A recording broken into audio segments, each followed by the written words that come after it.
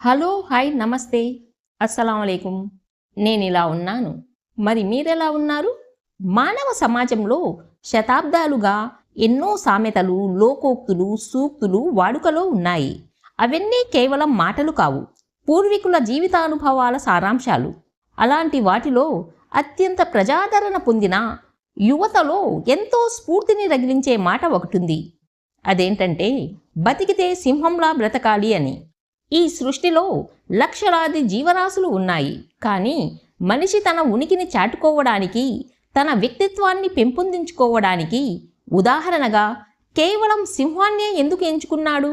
అడవిలో సింహం కంటే బలమైన ఏనుగు ఉంది, ఎత్తైన జిరాఫీ ఉంది, వేగంగా పరిగెత్తే చిరుతపులి ఉంది, అత్యంత తెలివైన నక్క ఉంది. అయినా సింహమే అడవికి రాజు అయింది. దానికి గల కారణాలు, ఆ లక్షణాలను మనిషి తన జీవితంలో ఎలా అలవర్చుకోవాలో ఇప్పుడు మాట్లాడుకుందాం. అసలు సింహం గుణం ఏంటి? అది అడవికి రాజు ఎలా అయింది? సింహానికి ఎలాంటి ఓటింగ్ జరగదు, దానికి ఎవరూ కిరీటం పెట్టరు, అయినా అది అడవికి రారాజు. దానికి కారణం దాని శారీరక బలం మాత్రమే కాదు, దాని మానసిక దృక్పథం. సింహం తనకంటే నాలుగింతలు పెద్దదైన ఏనుగును చూసినప్పుడు, నేను దీన్ని వేటాడగలను, ఇది నా ఆహారం అని భావిస్తుంది. అదే సమయంలో ఏనుగు సింహాన్ని చూసి తన బలాన్ని మర్చిపోయి, ఇది నన్ను చంపేస్తుంది అని భయపడుతుంది.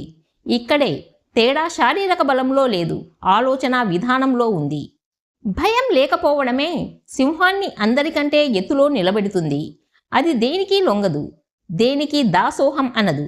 సింహంలా బ్రతకడం అంటే మొదటి అర్థం ఆత్మగౌరవంతో జీవించడం. అదే ఎవరికీ తలవంచని నైజం. సింహం ఎప్పుడూ దీనంగా తలవంచుకుని తిరగదు. దాని నడకలో ఒక రాజసం, చూపులో ఒక తీక్షత ఉంటాయి. మనిషి కూడా సమాజంలో బ్రతికినంతకాలం తన తప్పు లేనప్పుడు ఎవరి ముందు మోకరిల్లకూడదు, తలవంచకూడదు. రాజీ పడని గుణం. సింహం ఆకలితో అలమటించినా గడ్డి మేయదు, అది దాని నైజం. అలాగే మనిషి ఎంతటి కష్టకాలంలో ఉన్నా, పేదరికంలో ఉన్నా తన నైతిక విలువలను, ఆత్మ గౌరవాన్ని వదులుకోకూడదు. అడ్డదారుల్లో వచ్చే సంపద కంటే కష్టపడి సంపాదించుకున్న ఆత్మ గౌరవమే మిన్న అని సింహం గుణం మనకు నేర్పుతుంది. స్వశక్తిపై నమ్మకం. సమాజంలో చాలామంది ఇతరుల సహాయం కోసమో, అదృష్టం కోసమో ఎదురు చూస్తూ ఉంటారు, కానీ సింహం అలా చేయదు. సింహం వేరొకరు వేటాడి వదిలేసిన ఆహారాన్ని తినదు, అది స్వయంగా వేటాడి తన సొంత రక్తాన్ని చిందించి విజయాన్ని అందుకుంటుంది. అలాగే మనుషులు కూడా ఇతరుల కష్టం మీద బ్రతకకూడదు. తల్లిదండ్రుల ఆస్తి ఉందనో, ఎవరో వచ్చి సహాయం చేస్తారనో కూర్చుంటే జీవితంలో సాధించేది ఏమీ ఉండదు. మన సొంత కాళ్లపై మనం నిలబడాలి. మన ప్రతిభను, శ్రమను నమ్ముకొని పైకి రావాలి. కష్టాలు వచ్చినప్పుడు కుంగిపోకుండా మన చేతులతో మన భవిష్యత్తును చెక్కుకోవడమే సింహం నైజం. నాయకుడు ఎప్పుడూ దారి చూపిస్తాడు, అనుచరులు ఆ దారిలో నడుస్తారు. సమాజంలో 90% మంది ప్రజలు గొర్రెల మందలా ప్రవర్తిస్తారు. ఎవరో ఒకరు ఒక ఉద్యోగం బాగుందంటే అందరూ అటే వెళ్తారు. ఎవరో ఒకరు ఒక విలాసవంతమైన వస్తువు కొంటే వీరు కొంటారు.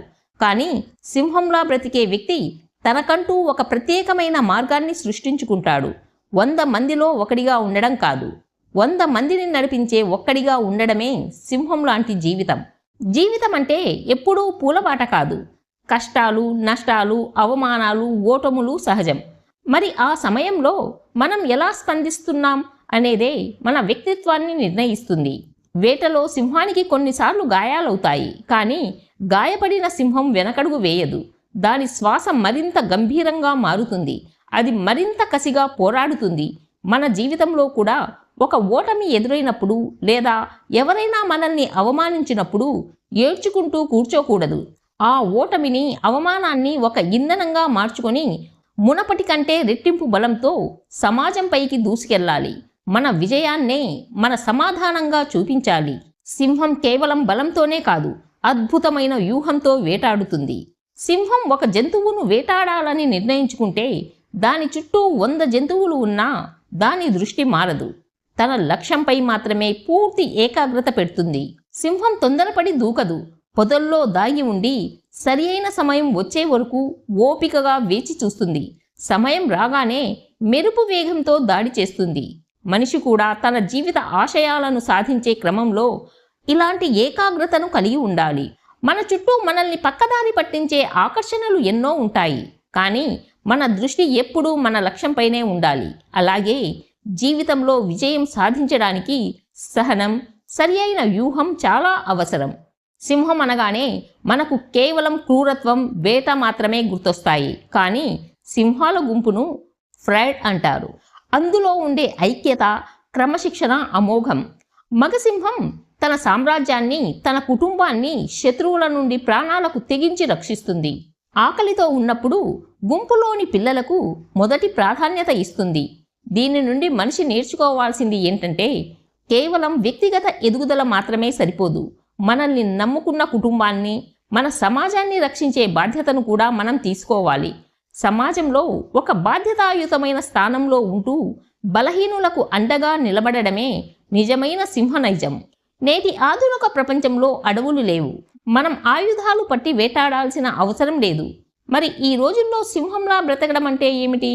మానసిక దృఢత్వం, ఒత్తిడి, డిప్రెషన్, ఆందోళన వంటి మానసిక సమస్యలకు లోనవ్వకుండా గుండె నిబ్బరంతో బ్రతకడం, అవినీతికి లొంగకపోవడం, డబ్బు కోసమో పదవుల కోసమో తన వ్యక్తిత్వాన్ని అమ్మేసుకోకుండా నిప్పులా బ్రతకడం, సొంత సామ్రాజ్యాన్ని నిర్మించడం, ఉద్యోగం కోసం ఎవరి దగ్గరో చేతులు కట్టుకొని నిలబడే స్థాయి నుండి 10 మందికి ఉద్యోగాలు ఇచ్చే స్థాయికి ఎదగడం, మార్పును సృష్టించడం, సమాజంలో ఉన్న చెడును ఎదిరిస్తూ సామాజిక మార్పు కోసం గొంతు విప్పడం. చివరిగా ఒక మాట, కుక్కలా 100 ఏళ్లు బ్రతకడం కంటే సింహంలా ఒక్కరోజు బ్రతికినా చాలు అనే ఒక ప్రసిద్ధ సూక్తి ఉంది. ఇక్కడ కుక్క అంటే నమ్మక ద్రోహం అని కాదు, ఇతరులు వేసే ముక్కల కోసం తోక ఊపుతూ తన ఉనికిని కోల్పోయి బ్రతికే జీవితం అని అర్థం. భయపడుతూ, ఇతరుల దయాదాక్షిణ్యాలపై ఆధారపడుతూ, అవమానాలను భరిస్తూ 100 ఏళ్లు బ్రతికినా ఆ జీవితానికి ఎలాంటి విలువ ఉండదు. కానీ బ్రతికినంతకాలం స్వేచ్ఛగా, ఆత్మగౌరవంతో తన నమ్మకాల కోసం పోరాడుతూ సమాజంలో తనకంటూ ఒక చెరగని ముద్ర వేసే జీవితమే సింహం సదృశ్య జీవితం. కాబట్టి కష్టాలు వచ్చాయని భయపడకండి, ఓటములు ఎదురయ్యాయని వెనకడుగు వేయకండి. మీలో ఉన్న ఆత్మవిశ్వాసాన్ని మేల్కొల్పండి. మీ ఆలోచనలను, ఆశయాలను ఉన్నతంగా ఉంచుకోండి. అడవికి సింహంలాగా మీ జీవితానికి మీరే రారాజుగా మారి గంభీరంగా ముందడుగు వేయండి. బతికితే సింహంలాగే బ్రతకాలి.